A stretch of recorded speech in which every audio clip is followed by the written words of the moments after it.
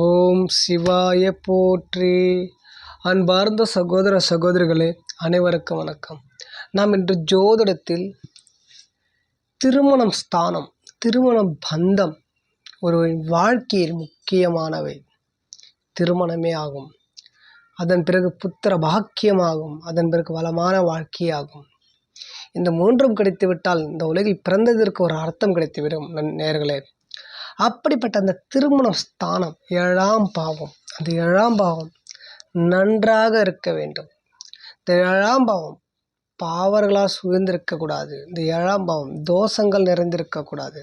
இந்த 7ஆம் பாவம் அதிபதியும் பாவர்களால் தாக்கத்தில் இருக்கக்கூடாது. 3, 6, 8, 12ஆம் வீட்டில் மறைந்திருக்கக்கூடாது.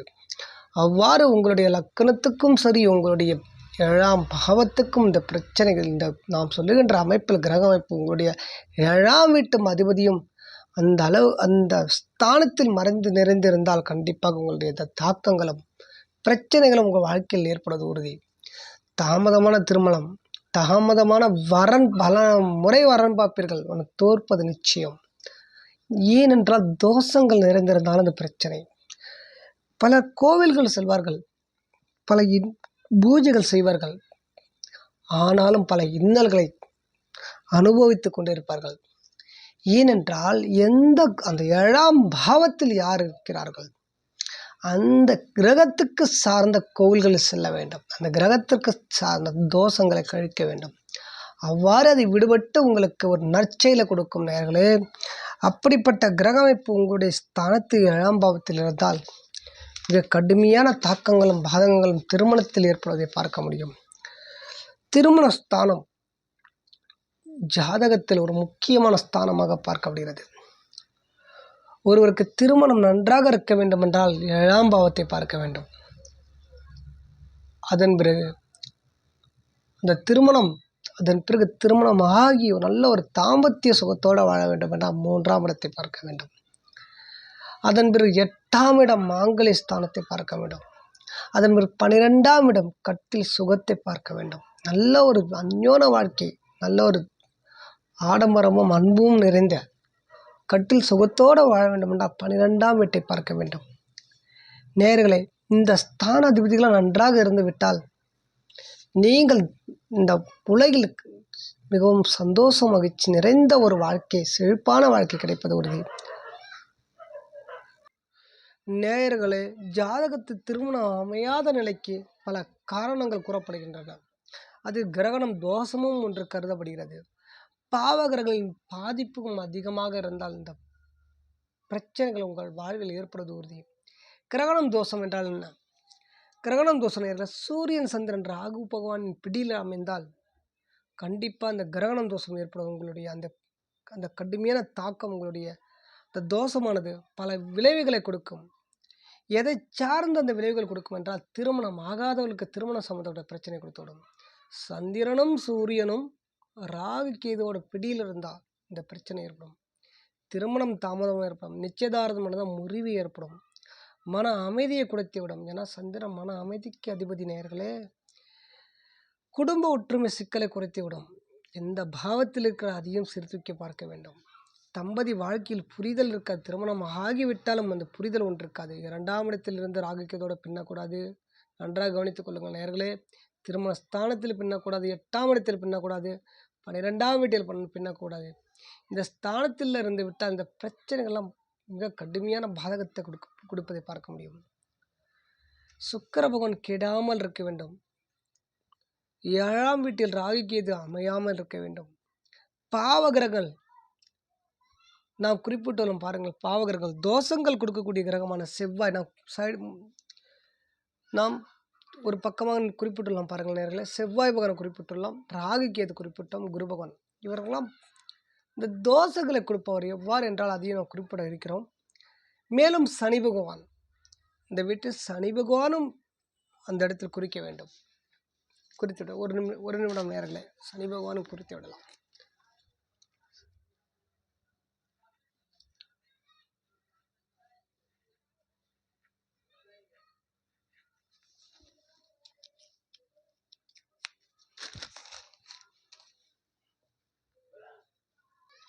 இந்த கிரகங்கள் செவ்வாயும் சரி, ராகு கேதுவும் சரி, சனி பகவானும் சரி 7ஆம் வீட்டிலும் உட்காரக்கூடாது, 2ஆம் வீட்டிலும் உட்காரக்கூடாது, 8ஆம் வீட்டிலும் உட்காரக்கூடாது, 12ஆம் வீட்டிலும் உட்காரக்கூடாது.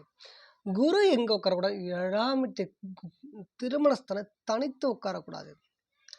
இந்த ஸ்தானத்தில் இந்த கிரக அமைப்பு உட்கார்ந்தா கண்டிப்பாக அந்த தோஷம், செவ்வாய் பகவான் செவ்வாய் தோஷையும், ராகு பகவான் காலசர்ப்ப தோஷமும், சனி பகவான் 7ஆம் வீட்டில் இருந்த மிக கடுமையான பாதிப்பும் போராட்டமும் வாழ்க்கையே எதிர்பார்க்காத அளவு அந்த அளவுக்கு பிரச்சனை மேல் பிரச்சனை கொடுப்பதை பார்க்க முடியும். சுக்கிர பகவான் நீச்சம் இல்லாமல் இருக்க வேண்டும். உங்களுடைய ஜாதகத்தில் முக்கியமான கிரகமாக பார்க்கப்படுகிறது. திருமணம் அமையாத நிலை, 7ஆம் அதிபதி பலவீனமாக இருந்தால் திருமணத்தில் பிரச்சனை கண்டிப்பாக அமைவது சிரமம். சுக்கிரன் ஜாதகத்தில் பாதிப்பு இருந்தால் சிரமம், கண்டிப்பாக அதிலும் சிரமம் ஏற்படும். குரு பலம் இல்லாமல் பெண்களின் ஜாதகத்தில், முக்கியமாக பெண்களின் ஜாதகத்தில் பலம் இல்லாமல் இருப்பது குரு கண்டிப்பாக திருமணம் தாமதத்தை ஏற்படுத்தும். பாவகிரகங்கள் உங்களுடைய ஸ்தானத்தில், உங்களுடைய லக்கணத்துக்கு நான் குறிப்பிட்டுலாம் பாருங்கள், உங்களுடைய லக்கணத்துக்கும் ராசிக்கு திருமண ஸ்தானத்துக்கு 2ஆம் வீட்டுக்கும் 7ஆம் வீட்டுக்கும் 8ஆம் வீட்டுக்கும் 12ஆம் வீட்டுக்கும் பாவகிரகங்கள் இல்லாமல் இருக்க வேண்டும். பாவகிரகங்கள் இருந்து ஆதிக்கம் செலுத்தக்கூடிய நிலையில் இருந்தால் கண்டிப்பாக திருமணம் தாமதம் வரணும், அமையாத நிலை. அவ்வாறு அப்படி திருமணம் ஆகிவிட்டாலும் நல்ல ஒரு புரிதல் இல்லாமல் இருப்பதை பார்க்க முடியும். நவ அம்சத்திலும் சீர்தூக்கி பார்க்க வேண்டும். கிரக அமைப்பு எவ்வாறு இருக்கிறது அதையும் சீர்தூக்கி பார்க்க வேண்டும். நாம் முதலில் செவ்வாய் பகவானை பார்த்து விடலாம், அடுத்து ராகு கேதுவை பற்றி பார்க்கலாம், அடுத்து குருவை பற்றி பார்க்கலாம், அடுத்து சனி பகவானையும் பார்த்து விடலாம். நேயர்களே, ஜாதகத்தில் செவ்வாய் பகவான் செவ்வாய் தோஷமும் குஜ தோஷமும் என்று அழைக்கப்படுகிறது. இந்த தோஷமானது மாங்கல்ய தோஷத்தை என்று தாக்குவது என்று கருதப்படுகிறது. ஜாதகத்தில் செவ்வாய் பகவான் அங்காரகன் மங்கல் என்று போற்றக்கூடியவன் 2ஆம் வீடும் 7ஆம் வீடும் 8ஆம் வீடும் 12ஆம் வீட்டில் இருந்து விட்டால் திருமண வாழ்க்கையில் தாமதத்தை கொடுத்து விடுவார். அவ்வாறு திருமணம் ஆகிவிட்டாலும் கருத்து வேறுபாடு கொடுத்து விடுவார். குடும்பத்தில் அமைதி இல்லாமல் இருப்பதை பார்க்க முடியும். சின்ன சின்ன பிரச்சனை அடிக்கடி ஏற்படுவதை பார்க்க, வாக்குவாதம் அடிக்கடி ஏற்படுவதை பார்க்க முடியும். இந்த நிலைமை இருக்கும்போது கண்டிப்பாக அந்த தாக்கங்கள் அதிகமாக இருப்பதை பார்க்க முடியும். ஏனென்றால்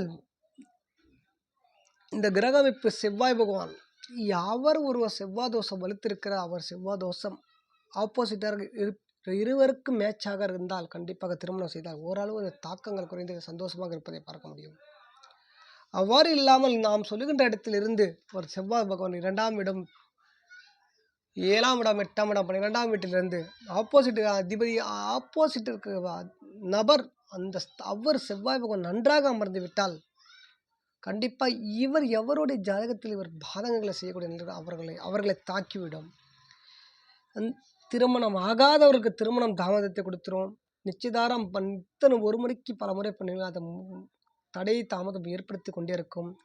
கணவன் மனைவிக்கு திருமணம் ஆகிவிட்டால் கணவன் மனைவி ஒற்றுமை இருக்காது, புரிதல் இருக்காது, கருத்து வேறுபாடு அடிக்கடி ஏற்படுவதை பார்க்க முடியும். குடும்பமாக இருந்த குடும்பமாக அமைதி இல்லாமல் இருப்பதை பார்க்க முடியும். சின்ன சின்ன விஷயத்துக்கு இருவரும் கோபம், யாரோ ஒரு விட்டு கொடுக்காமல் கோபப்படுவதை பார்க்க முடியும். அவசர முடிவுகள் எடுத்துவிட்டு தவறான சிக்கல்களை சந்திப்பதை பார்க்க முடியும். சிலருக்கு பிரிவு ஏற்பட்டிருக்கும், சிலருக்கு மன அழுத்தோடு அந்த வலியை சுமந்து கொண்டு வாழ்வதை பார்க்க முடியும். இந்த தோஷங்கள் குறைய வேண்டும் என்றால் செவ்வாய் பகவான் தோஷம், செவ்வாய் உச்சம் அல்லது சொந்த ராசியில் இருந்தால் குருவின் பார்வையோடு இருக்கும்போது இந்த தோஷங்கள் கம்மியாகும். இருவரின் ஜாதகத்தில் சமமான குஜதோஷம், இருவரின் ஜாதகத்தில் சமமான செவ்வாய் தோஷம் இருந்தால் கண்டிப்பாக பாதிப்புக்கு குறையும். சில ராசிகள் தோஷம் குறைவாக கருதப்படும் ஜோதிடத்தில் நேர்களே, செவ்வாய் ஆட்சி உச்சம் நிலையில் இருந்தால் சில ராசிகள் தோஷம் கம்மியாவதை நீங்கள் பார்க்க முடியும். இவ்வாறு இந்த கிரகங்கள் தாக்கம், இந்த செவ்வாய் பகவான் தாக்கம் இந்த அளவு அதிகமாக இருந்தால் கண்டிப்பாக நீங்கள் பாதிக்கப்படுவதை பார்க்க முடியும் உங்களின் வாழ்க்கையில். மேலும் ராகு கேது பற்றி சொல்லிவிடலாம் நேர்களே. ராகு பகவான் திருமண தோஷ அமைப்பை கெடுக்கக்கூடிய ஒரு நிலையில் இருந்து விட்டால் கண்டிப்பாக பல தோஷங்களை ஏற்படுவதை பார்க்க முடியும். 7ஆம் வீட்டிற்கு ராகு பகவானும் கேது பகவானும் யாவரோ ஒருவர் இருந்து விட்டால் கண்டிப்பாக நீங்கள் பார்க்க முடியும். திருமணம் 25, 26, 27 வயதுக்கு அப்பாற்பட்ட அந்த திருமணம் நிலைக்கும். அவ்வாறு அதன் முன்னாடி நீங்கள் திருமணம் செய்து கொண்டிருந்தால் அந்த வாழ்க்கையில் பல பிரச்சனைகளை, பல போராட்டங்களும், வாழ்க்கை பிரிவதையும் பார்க்க முடியும் உங்களால். திருமணம் அவ்வாறு நடந்துவிட்டால் திருமணத்தில் கசப்பு ஏற்படும், மனக்கசப்பும் கருத்து வேறுபாடு இருப்பதை பார்க்க முடியும். திருமணம் ஆகாதவருக்கு கண்டிப்பாக தாமதம், மன கசப்பும், மன உளைச்சலும் கண்டிப்பாக ஏற்படுவதை பார்க்க முடியும். 7ஆம் வீட்டு ராகு வலுவாக இருந்து விட்டால், 7ஆம் வீட்டில் கேதுவாக மாறி ராகு அல்லது கேது யாரோ ஒரு வலுவாக இருந்து விட்டால் வாழ்க்கை துணை தொடர்பு சிக்கல்களும் அடிக்கடி உருவாவதை பார்க்க முடியும். இந்த பிரச்சனை கொடுத்து கொண்டே ஏதோ ஒரு பிரச்சனை ஏற்பட்டு இருவருக்கும் வாக்குவாதம் ஏற்படுவதை பார்க்க முடியும். சுக்கிரனுடைய பிடியில் சுக்கிர பகவான் ராகு கேது பிடியில் இருந்து விட்டாலும் அந்த பாதிப்பு கண்டிப்பாக ஏற்படுவதை பார்க்க முடியும்.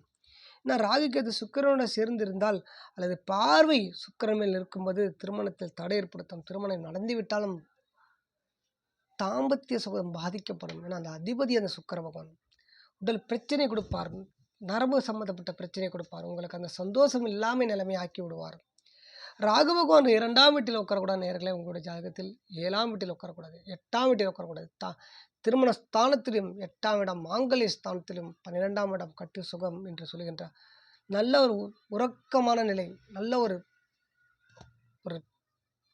எந்த ஒரு சிறப்பான ஒரு உங்களுடைய வாழ்க்கையில் விரைச்செலவு என்று சொல்லுகின்ற அந்த ஸ்தானமானது கெடாமல் இருந்து விட்டால் கண்டிப்பாக அந்த பாக்கியம் உங்களுக்கு இந்த நாம் சொல்லுகின்ற அந்த அமைப்பான ஆப்போசிட்டாக மாறும். நல்ல ஒரு சுகமான வாழ்க்கை, நல்ல ஒரு கட்டில் சுகம் கிடைக்கக்கூடிய வாழ்க்கை, நல்ல ஒரு சந்தோஷம், மகிழ்ச்சி, குடும்பத்தில் படிப்படியாக முன்னேற்றம்.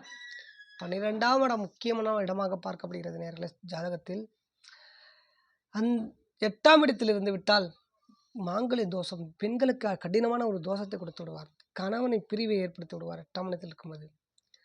அதில் ஒவ்வொரு இடமத்தையும் சீர்தூக்கி பார்க்க வேண்டும். 2ஆம் இடத்தில் இருக்கும்போது குடும்பத்தில் வாழ்க்கையை, குடும்ப பிரச்சனை, குடும்பத்தில் ஒற்றுமை இல்லாமல் இருப்பது, குடும்பத்தில் அடிக்கடி சண்டை சச்சரவு, குடும்பத்தில் நிதி நெருக்கடியை கொடுத்து விடுவார். 7ஆம் இடத்தில் இருக்கும்போது அந்த கண்டிப்பு வரன் எத்தனை வரன் பார்த்தா தாமதம், தடை தாமதம் ஏற்பட்டே கொண்டிருக்கும். ஒன்றுக்கு மேற்பட்ட வரன் நிச்சயதாரம் ஆகியும் நின்றுவிடும். திருமணம் பக்கத்தில் போயும் தடைப்பட்டு விடும். ஒன்று இவருக்கு பிடிக்காது, ஒன்றுக்கு அவர்களுக்கு பிடிக்காது. குடும்பத்தில் ஏதோ ஒரு பிரச்சனை வந்து கொண்டே இருக்கும் 7ஆம் இடத்தில் இருக்கும்போது. இந்த ஸ்தான அமைப்பில் இருந்து விட்டால் கண்டிப்பாக திருமணம் தாமதமாவதை பார்க்க முடியும். திருமணம் வரன் அமைந்தும் அந்த திருமணம் நடக்காமல் போவதை பார்க்க முடியும். நிச்சயதாரம் நடந்தும் திருமணம் நடக்காமல் போவதை பார்க்க முடியும். காதல் 8 வருஷம், 5 வருஷம், 8 வருஷம், 10 வருஷம் பண்ணுவாங்க. இந்த 2ஆம் இடம், 7ஆம் இடம், 8ஆம் இடம், 12ஆம் வீட்டில் இருக்கும்போது ராகுவ கேதுவாக இருக்கும்போது என்னதான் நீங்கள் லவ் பண்ணி காதல் பண்ணி பல சக்ஸஸ் ஆகிருந்தாலும் காதல் வாழ்க்கையில் தோல்வியாவது உறுதி. குடும்பத்தில் எதிர்ப்பு, குடும்பத்தில் சந்தோஷம் இல்லாமல் இருப்பது, குடும்ப பிரச்சனை அடிக்கடி ஏற்படுவதை பார்க்க முடியும். திருமணத்திற்கு பின்னும் அமைதி இல்லாமல் வாழ்வதை பார்க்க முடியும். சந்தோஷம் இல்லாமல் வாழ்வதை பார்க்கும். மனம் நிம்மதி அற்ற நிலையில் இருப்பதை பார்க்க முடியும். ராகுபகவானின் தோஷங்கள் கழிக்க வேண்டும் என்றால் கண்டிப்பாக நீங்கள் சில பரிகாரங்களை செய்ய வேண்டிய நிலை ஏற்படும். ராகுக்கேது பரிகாரம் செய்ய வேண்டும். நாகபூஜை செய்யலாம். திருநாகேஸ்வரம் சென்று பூஜைகள் செய்து ராகு பகவானின் ஸ்தலமாக பார்க்கப்படுகிறது. அந்த ஸ்தலம் போய் அவருக்கு வேண்டி என்ன பூஜையாக செய்து கொண்டு வந்தால் அந்த தாக்கம் குறையும். அந்த பாதகங்களிலிருந்து நீங்கள் விடுபடலாம். காலாஸ்தி தரினம், ராகு கேது சம்மந்தப்பட்டதான் காலாஸ்தி போய் நீங்கள் அவர்கள் ராகு பகவானும் கேது பகவானும் செய்ய வேண்டிய பூஜைகள் செய்து வந்தால் அந்த ஸ்தானம் கெடுதல், அந்த ஸ்தானம் பலவீனம் கண்டிப்பாக அது நிவர்த்தி பெறக்கூடிய ஒரு நிலை ஏற்படும். பலவீனமாக இருந்த நிலை படிப்படியாக ஒரு பவர் ஆட்டோமேட்டிக்காக பவராக மாறுவதை பார்க்க முடியும். ஆட்டோமேட்டிக்காக அது வலுப்படுவதை பார்க்க முடியும். செவ்வாய் பகவான் அந்த தாக்கம், செவ்வாய் பகவான் நாம் சொல்லுகின்ற அமைப்பில் 7ஆம் இடம், 8ஆம் இடம், 7ஆம் இடமும் 8ஆம் இடமும் 12ஆம் இடம் 2ஆம் இடத்தில் செவ்வாய் பகவான் இருக்கும் பட்சத்தில் 4ஆம் இடமும் செவ்வாய் தோஷமாக பார்க்கப்படுகிறவர்களை நினைவில் வைத்துக் கொள்ளுங்கள். இந்த ஸ்தானத்தில் இருக்கும்போது நீங்கள் செவ்வாயின் ஸ்தலமான வைத்தீஸ்வரன் கோயில் சென்று அவருடைய பூஜித்த அந்த துர்பாக்கியத்தை, அந்த தோஷங்களை கழித்து வந்தால் கண்டிப்பாக குறைந்தது 3-6 மாதங்களில் திருமணம் ஆவதை பார்க்க முடியும். நேயர்களே, நாம் இது பொதுவான தோஷங்களை சொல்லிவிட்டோம். குரு பகவான் பார்த்துக்கலாம். குரு பகவான் எந்த இடத்துல உங்களுக்கு இருந்தால் தோஷத்தை கொடுப்பார் என்றால் கேந்திர ஸ்தானம். நன்றாக கவனித்துக் கொள்ளுங்கள். இது 4 இடமும் கேந்திர ஸ்தானம். அப்போ குருவின் வீடு 2 வீடுமே கேந்திர ஸ்தானமாக வருகிறது. அந்த கேந்திர ஸ்தானத்துக்கு 7லும், இந்த கேந்திர ஸ்தானத்துக்கு 7லும் இந்த லக்னமாக இருந்தாலும் இந்த வீட்டில் 7ஆம் வீட்டில் தனித்திருந்தால் திருமணம் தோல்வியாவதை பார்க்க முடியும். நன்றாக கவனித்துக் கொள்ளுங்கள். குருபகவான் உங்களுடைய ஜாதகத்தை 7ஆம் இடத்தில் தனித்திருந்தால் லக்னத்துக்கும் ராசிக்கும் உங்களுடைய உங்களுடைய லக்னம் அந்த லக்னம் கேந்திர ஸ்தானத்தில் இல்லாமல் இருக்க வேண்டும்.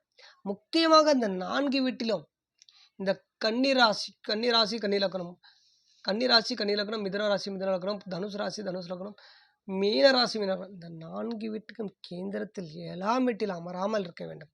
அவ்வாறு அமர்ந்து விட்டால் கண்டிப்பாக திருமண தோஷத்தை கொடுத்து விடுவார். திருமணம் இல்லாத வாழ்க்கையும் கொடுத்தார். நல்ல ஒரு மேன்மையை கொடுப்பார். நல்ல ஒரு வளமான செழிப்பான வாழ்க்கையை கொடுப்பார். ஏன்னா லக்னத்தை பார்க்கிறார்ல, நீங்கள் நல்லாக செழிப்பாக இருக்க முடியும், நல்லா வலுவாக இருக்க முடியும், உங்களுக்கு தேவையானதை அனைத்து கொடுப்பார். ஆனால் திருமணத்தை கெடுத்து விடுவார்.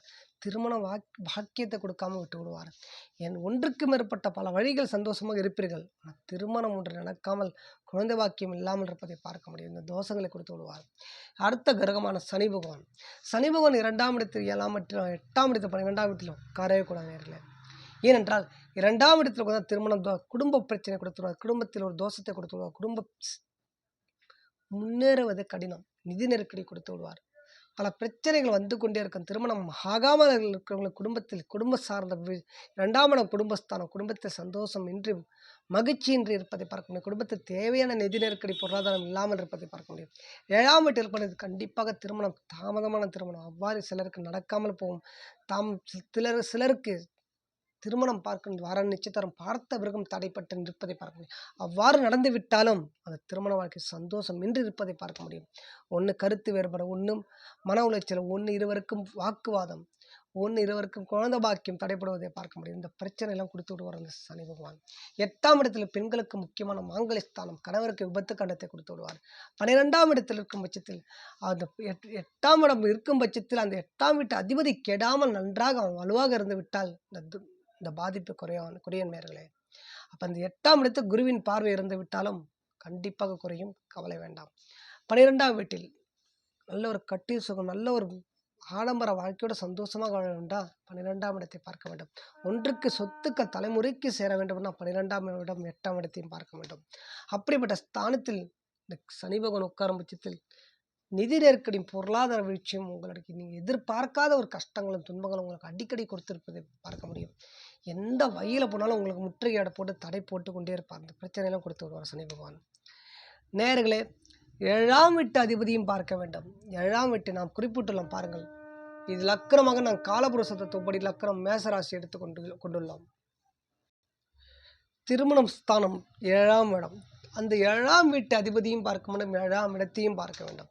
அந்த 7ஆம் வீட்டுக்கு பாருங்கள், தோஷங்கள் நிறைந்திருக்கா, 7ஆம் வீட்டில் ராகு கேதுவோட சம்பந்தம் இருக்கிறதா, 7ஆம் வீட்டில் செவ்வாய் பகவான் அமர்ந்திருக்கிறாரா, 7ஆம் வீட்டில் குரு தனித்திருக்கிறாரா, 7ஆம் வீட்டில் சுக்கிர பகவான் தனித்திருக்கிறாரா, இது அனைத்தும் நீங்கள் சீர்தூக்கி பார்க்க வேண்டும். 7ஆம் வீட்டில் சனி பகவான் அமர்ந்திருக்கிறாரா, இதையும் நீங்கள் பார்க்க வேண்டும் நேர்களே. இந்த கிரக அமைப்பெல்லாம் அமைந்து விட்டால் மிக கடுமையான தோஷத்தை கொடுத்துருவாங்க. ஏன்றால் இதுவே லக்னம் 7ஆம் இடம் திருமண ஸ்தானம் எடுத்துக்கொள்ளுங்க. நாம் சொல்லுகின்ற செவ்வாய் பாருங்கள், இந்த வீட்டுக்கு 2 மரகாதிபதியாக வந்துவிடுவார். இந்த வீட்டுக்கு செவ்வாய் உட்காரும்போது கடுமையான தோஷத்தை கொடுத்து விடுவார். அப்போ அந்த வாழ்க்கை நன்றாக இருக்குமா?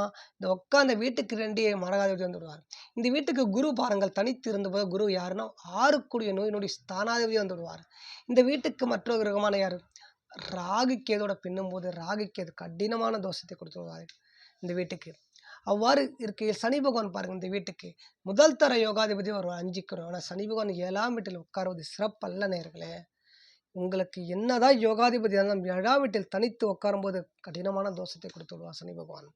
இவர் 7ஆம் வீட்டில் உட்காரும் வச்சு உச்சம் பெற்று இருந்தாலும் இவர் 7ஆம் வீட்டுக்கு சுக்கிரனுடைய பார்வையோ புதனோட பார்வைப்படும்போது அந்த தாக்கம் குறைந்து அதை செய்ய வேண்டிய துர்பாக்கியத்தை குறைத்து நற்செயலை கொடுத்து விடுவார். ஏன்னா அந்த யோகங்கள் கிரக அமைப்பு சேரும்போது அந்த தீமைகளை குறைந்து நற்செயலை நன்மையை வாரி கொடுத்து விடுவார்.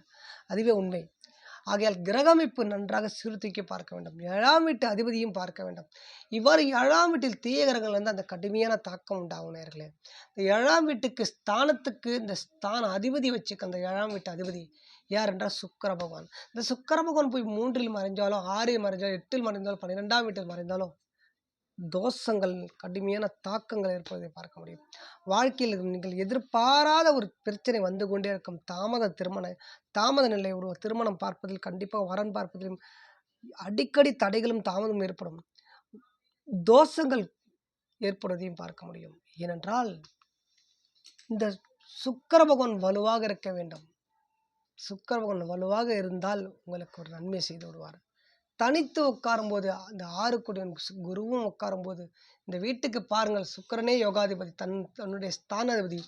6 குடியன் குரு சம்பந்தப்பட்டால் இப்போ இயற்கையாகவே ஒரு பாவியாகிடுவார். ஏனென்றால் இந்த வீட்டுக்கு 6, 8 இவரே மறுபாவியாக வருவதால் 6, 8 சங்கமாவதால் இரு கிரகங்களும் பாவியாக ஏட்டிக்கு போட்டியாக அவங்களுக்கு பாதகங்களை செய்யக்கூடிய நிலையில் வந்து விடுவார்கள். இப்போ திருமணம் நடந்தால் கணவர் மனைவி ஏட்டிக்கு போட்டியாக தான் இருப்பார்கள். ஒருவர் ஜாதகத்துக்கு குருவும் சுக்கிரனும் எந்த ஸ்தானத்தில் உட்கார்ந்து சிறுதூக்கி பார்க்க வேண்டும். அந்த ஸ்தானத்தில் உட்காரக்கூடாத நிலையில் உட்கார்ந்து விட்டால் கண்டிப்பாக அந்த ஸ்தானம் அந்த பாயாகி கொடுப்பது போல் கொடுத்து கொண்டே இருப்பார்கள். ஆனால் லாஸ்ட் முடிவை அவர்கள் எண்டில் அல்ல, அவருடைய மிடில், அவருடைய பாதி அளவு 30 வயசு ஆகுதா, ஒரு 70 வயசு நம்ம வாழக்கூடிய வயசு இருந்தால் ஒரு 30 வயது வரை கண்டிப்பாக சந்தோஷமான வாழ்க்கையை கொடுத்து அதன் பிறகு படிப்படியான ஏட்டிக்கு போட்டியாக இருவரும் பாதகங்களை செய்ய ஆரம்பித்து விடுவார்கள். ஆகையால் தசை காலமும் பார்க்கணும். சாதகமான தசைகளாம் தப்பித்து விடுவீர்கள். இல்லைன்னா நீங்கள் மாட்டிக்கொண்டு படும் பாதிப்பு, படும் தாக்கம், வரும் பாதங்களும் ஏற்படுவது உறுதியினர்களே. 7ஆம் வீட்டு கிரக அமைப்பு சிறுதூக்கி பார்க்க வேண்டும்.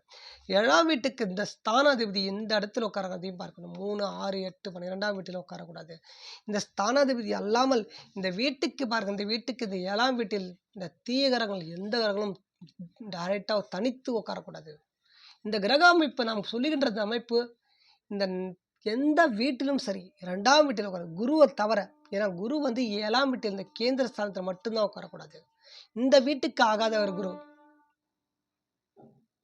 அப்புறம் இந்த விருச்சிக ராசிக்கு பல 7ஆம் இடம், இந்த வீட்டுக்கு குரு ஆகவே மாட்டார். ஏன்னா அந்த வீட்டுக்கு 3, 6 மாரகாதிபதி வந்து விடுவார், பாதக மாரகாதிபதி. அப்போ இந்த வீட்டுக்கு குருவும் சந்திரனும் சேரும்போது அந்த திருமணஸ்தானம் பாயாகிவிடும். ஆகியால் குரு எந்த இடத்துல உட்காரக்கூடாது, சில இடங்கள் இருக்கிறது. எல்லா இடத்திலும் குரு வந்து பாதங்களை செய்ய மாட்டார். ஆனால் ராகுவும் கேதுவும் செவ்வாயும் சனி பகவானும் 2ஆம் வீட்டிலும் 7ஆம் வீட்டிலும் 8ஆம் வீட்டிலும் 12ஆம் உட்காரவே கூடாது. உட்கார்ந்து விட்டால் உங்கள் வாழ்க்கையில் கண்டிப்பாக நீங்கள் சந்தோஷமான வாழ்க்கை வாழ்வது கடினம் நேயர்களே. நீங்கள் நினைத்தபடி உங்கள் வாழ்க்கை சிறப்பாக அமையாது. நீங்கள் நினைத்தபடி திடீர் அதிர்ஷ்டம் கிடைக்காது. நீங்கள் நினைத்தபடி நீங்கள் எதுவும் அவ்வளோ சீக்கிரமாக கைகூடி வராமல் நிலை ஏற்படும். நீங்கள் அதை கண்கூடாக பார்க்க முடியும் நேயர்களே.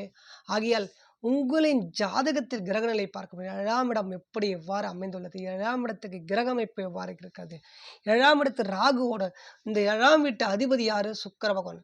சுக்கிர பகவான் நீச்சம் பெற்று இருக்கிறாரா, சுக்கிர பகவான் ராகு கேதோட சம்பந்தப்பட்டிருக்காரா, சுக்கிர பகவான் செவ்வாயின் தாக்கத்தில் இருக்கிறாரா, சுக்கிர பகவான் சனியின் பகவானின் தாக்கத்தில் உள்ளாரா, அவ்வாறு இந்த வீட்டில் இந்த கிரக அமைப்பு செவ்வாய் பகவான், இந்த சுக்கிர பகவான் 4ஆம் வீட்டில் உட்கார்ந்து கேதோட பின்னப்பட்டிருந்தாலும் அதுவும் ஒரு பாதிப்பு தான், அங்கேயும் ஒரு குற்றம். இந்த அதிபதி கேதோட பின்னப்பட்டு ராகு இங்கே உட்கார்ந்துருப்பார். அப்போ இந்த அதிபதி வீட்டில் யாரு, நட்பு கிரகமா தீய கிரகமா பார்க்க வேண்டும். இப்போ ஏதோ ஒரு பாவர் உட்கார்ந்தால் நவ அம்சத்தையும் சேர்த்துக்கி பார்க்க வேண்டும். அப்போ நவ அம்சத்தில் இந்த சுக்கிர பகவான் எவ்வாறு இருக்கிறார், அப்போ நவ அம்சத்தில் ராகோட பின்னப்பட்டிருக்காரா, கேதோட பின்னப்பட்டிருக்காரா, அப்போ நீச்சமாக இருக்கிறாரா, பலமாக இருக்காரா, உச்சம் பெற்று ஆட்சி பலமாக இருக்காரா, அதெல்லாம் சேர்த்துக்கி பார்க்க வேண்டும். அவ்வாறு இருந்து விட்ட நன்றாக நிலையில் இருந்தால் ஓரளவு இந்த பாதிப்பு குறைந்துவிடும். அவ்வாறு இல்லாமல் நவ அம்சத்திலும் நீங்கள் பாதிக்கப்பட்டிருந்த கிரக அமைப்பு உங்களுக்கு சுக்கிர பகவான் தாக்கம் அதிகமான ராகு கேதோட பின்னப்பட்ட நீச்சம் பெற்றோம் பல இழந்து அவருடைய பாவ வீடான குருவின் வீட்டிலோ, சந்திர பகவான் வீட்டிலோ, சூரிய பகவான் வீட்டிலோ அமரும் பட்சத்து செவ்வாயின் வீடான மேஷம் விருச்சிகம் வீட்டிலோ அமர்ந்து இருந்தால் மேலும் கடுமையான பாதிப்பு ஏற்படுவதை பார்க்க முடியும். ஏன்னா அந்த கிரக அமைப்பு சரியாக அமைய வேண்டும்.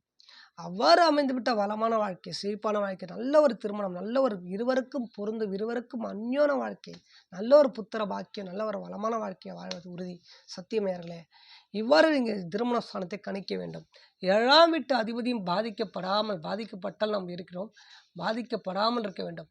7ஆம் வீட்டில் தோஷங்கள் உள்ளதா, பாவ கிரகங்கள் சேர்க்கை உள்ளதா, பார்வை உள்ளதா, இதெல்லாம் நீங்கள் சிறுத்திக்கு பார்க்க வேண்டும் நேயர்களே. இந்த கிரகங்கள்லாம் ஒன்றுக்கொன்று எவ்வாறு இருக்கிறது, 7ஆம் வீட்டுக்கு நாம் குறிப்பிட்டுள்ளோம் பாருங்கள், 7th house திருமண ஸ்தானம் குறிப்பிட்டுள்ளோம். இந்த திருமண ஸ்தானம் நன்றாக இருக்க வேண்டும், பாவங்கள் சேராமல் இருக்க வேண்டும், பாவ கிரகங்கள் தாக்கம் இல்லாமல் இருக்க வேண்டும், பாவ கிரகத்தோடு இந்த 7ஆம் வீட்டு அதிபதி சேர்க்கை இல்லாமல் இருக்க வேண்டும். அந்த 7ஆம் வீட்டில் 6 கொடியனும் 3 கொடியனும் 8 கொடியனும் 12 8 கொடியனும் உட்காராமல் இருக்க வேண்டும். இந்த நாம் சொல்லுகின்ற அந்த அமைப்பில் கண்டிப்பாக இருந்து விட்டால் நீங்கள் வளமான வாழ்க்கை வாழ்வது உறுதி. உங்களுக்கு பிடித்த பெண்ணோட பிடித்த ஒரு மாங்கல்யம் நிறைந்த வாழ்க்கை கிடைத்துவிடும். அவ்வாறு இல்லாமல் இருந்து விட்டால் மாங்கல்யம் என்று இந்த உலகில் நீங்கள் மாங்கல்யம் அந்த வரம் கிடைப்பதே உங்களுக்கு பெரிய விஷயம். அவ்வாறு கிடைத்து விட்டாலும் திருமணம் ஆகிவிட்டாலும் சந்தோஷமின்றி இருப்பதை பார்க்க முடியும். கஷ்டத்தோடு வாழ்வதை பார்க்க முடியும். மன அழுத்தோடும் மன வலிகளோடு வாழ்வதை பார்க்க முடியும். ஒருவர் நன்றாக இருப்பார், ஒருவர் நன்றாக இருக்க மாட்டார். கணவர் நன்றாக இருப்பார், மனைவி நன்றாக இருக்க மாட்டார். மனைவி நன்றாக இருப்பார், கணவர் நன்றாக இருக்க மாட்டார். இந்த பிரச்சனைகளை கொடுத்து கொண்டே இருக்கும்.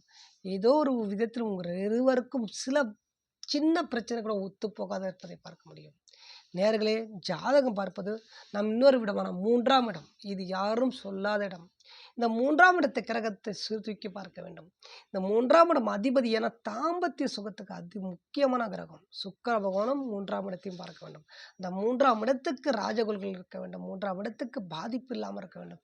3ஆம் வீட்டு அதிபதி பாவர்களை சேர்க்கை இல்லாமல் இருந்து விட்டால் திருமணம் நன்றாக அமைந்து நல்ல ஒரு தாம்பத்திய சுகம் ஏற்படுவதை பார்க்க முடியும். அவ்வாறு இல்லாவிட்டால் கண்டிப்பாக உங்களுக்கு சுக்கிர பகவானும் நீச்சம் பெற்று சுக்கிர பகவான் பாவர்கள் தாக்கப்பட்ட சுக்கிர பகவான் வீட்டில் சுக்கரின் வீட்டில் கண்டிப்பாக பாவகர்கள் பின்னப்பட்டு சேர்க்கை ராகுகேதோடு சம்பந்தப்பட்டிருந்தால் கண்டிப்பாக திருமணம் என்று எட்டாகனி. அவ்வாறு நடந்து விட்டாலும் 3ஆம் இடம் கெட்டிருந்த 3ஆம் இடம் பாதிக்கப்பட்டதால் தாம்பத்திய சுகம் கண்டிப்பாக உங்களுக்கு சரியாக அமையாத நிலை. ஒருவருக்கு நன்றாக இருக்கும், ஒருவர் வீட்டை விட்டு வெளியே சென்று தவறான உறவுகள் யாருக்கு நன்றாக இருக்கிறார் தவறான வழிகள் செல்வதை பார்க்க முடியும். 3ஆம் இடத்தையும் பார்க்க வேண்டும், 7ஆம் இடத்தையும் பார்க்க வேண்டும், 3ஆம் வீட்டு அதிபதியும் பார்க்க வேண்டும். இவ்வாறு கணித்து நீங்கள் உங்களுடைய ஜாதகத்தில் நீங்கள் திருமண யோகத்தை பார்க்க வேண்டும். நேயர்களே, எந்த ஸ்தானம் அதிபதி எவ்வாறு இருக்கிறது, 7ஆம் வீட்டு அதிபதி யாருடைய நட்சத்திரத்தில் அமர்ந்திருக்கிறார், 7ஆம் வீட்டு அதிபதி எந்த வீட்டில் பாவர்கள் தாக்க பார்வையோடு இருக்கிறாரா, செருக்கியோடு இருக்கிறாரா, பாவர்கள் தாக்கத்தோடு இருக்கிறாரா, இல்லாமல் வளமான இடத்தில் உங்களுக்கு உங்கள் வீட்டுக்கும் லக்னத்துக்கும் கெடாமல் நல்ல ஒரு ஸ்தானத்தில் இருந்தால் நல்ல ஒரு இன்பமான சந்தோஷமான மகிழ்ச்சியோட வாழ்க்கையை நீங்கள் வாழ்வது உறுதி. உங்கள் வாழ்க்கையில் நல்ல ஒரு திருமணம், நல்ல ஒரு புத்திர பாக்கியம், நல்ல ஒரு ஆடம்பரம், செல்வம், மகிழ்ச்சி, பொன்பொருள் அனைத்தும் சேரக்கூட பாக்கியம் ஏற்படுத்தி விடும் இந்த கிரக அமைப்பு. அவ்வாறு உங்களுடைய ஜாதகத்தில் எந்த கிரக அமைப்பு பாதிக்கப்பட்டிருக்கு அந்த கிரகங்களுக்கு நீங்கள் போய் தோஷங்கள் கைத்து பரிகாரம் செய்து உங்களுடைய வாழ்க்கையை மேம்படுத்தக்கூடிய ஒரு பாக்கியத்தை ஏற்படுத்தி கொள்ளுங்கள். நேயர்களே, நம்ம வீடியோ பிடித்திருந்தால் லைக் பண்ணுங்கள், சப்ஸ்கிரைப் பண்ணுங்கள், உங்களோட ஆதரவு தெரிவிங்கள். நேயர்களே, நம் வீடியோ பார்க்கும் ஒவ்வொரு நண்பர்களும் நேயர்களும் சகோதர சகோதரிகளும் சப்ஸ்கிரைப் பண்ணி நம் வீடியோ பாருங்கள். கண்டிப்பாக ஒவ்வொரு வீடியோவும் உங்களுக்கு ஒரு முக்கியமான ஒரு பலனை நாம் சொல்வோம். ஏதோ ஒரு வீடியோ போடணும், நமக்கு சப்ஸ்கிரைப் லைக் பண்ணணும், நமக்கு நம்ம வீடியோ ஒரு நல்ல ஒரு மோட்டிவேஷன் ஆகணும், அப்படி ஒரு எண்ணத்தை நாம் போடவில்லை. நாம் வெளியிடும் ஒவ்வொரு வீடியோவும் கண்டிப்பாக உங்களுடைய வாழ்க்கைக்கும் உங்களுடைய வாழ்க்கை சம்பந்தப்பட்ட ஒரு விஷயத்துக்கும் கண்டிப்பாக ஒரு புரிதலும் அறியக்கூடிய வாழ்க்கையின் ஃப்யூச்சரை அறியக்கூடிய ஒரு வாய்ப்பையும் நான் ஏற்படுத்தி தருகிறோம் நேயர்களே. ஆகையால் சப்ஸ்கிரைப் பண்ணி லைக் பண்ணி நம்ம வீடியோ பாருங்கள். நன்றி நேயர்கள், நன்றி. உங்களுடைய ஆதரவு தெரிவிங்கள். நன்றி.